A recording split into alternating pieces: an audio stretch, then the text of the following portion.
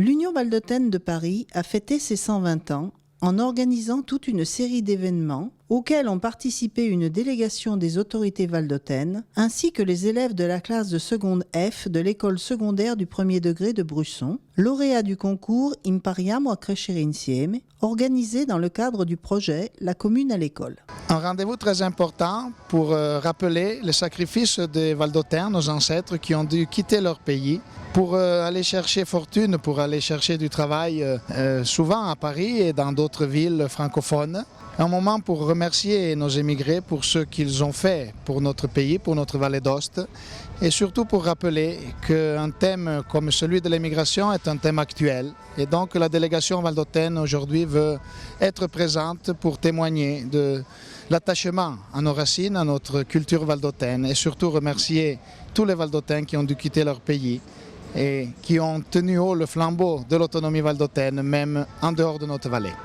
Pour l'Union valdôtaine de Paris, cet anniversaire avait une portée particulière. Un anniversaire très important et puis vraiment il fallait le faire parce que c'est le seul moyen de pouvoir mobiliser un peu les troupes parce qu'aujourd'hui on ne se déplace plus, alors il faut vraiment des grandes occasions pour faire sortir tous les sociétaires.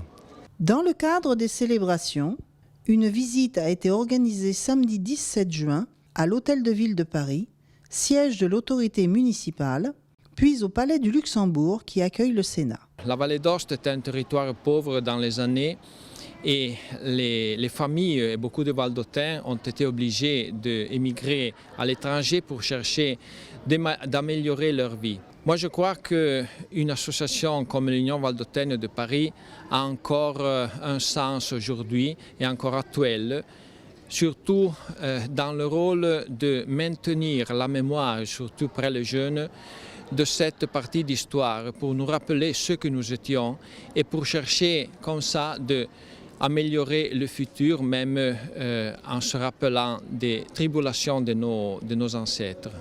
La visite de la délégation valdôtaine n'était donc pas seulement axée sur le passé, mais aussi tournée vers l'avenir.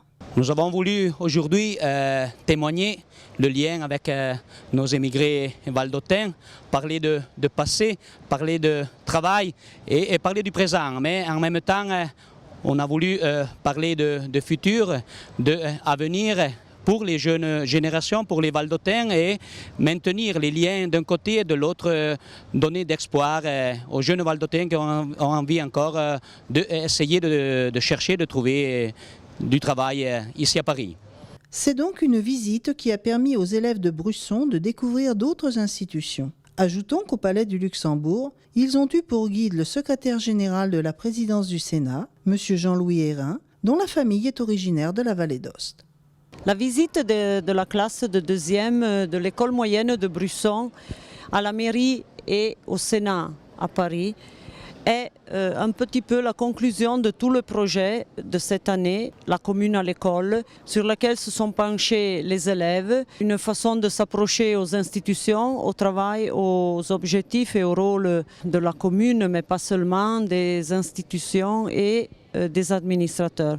Aujourd'hui, plusieurs Valdôtains étudient ou travaillent dans la capitale française. C'est d'ailleurs l'une des raisons pour lesquelles les autorités de la vallée d'Aoste espèrent que l'Union valdôtaine de Paris continuera à servir de point d'appui aux émigrés au fil des années.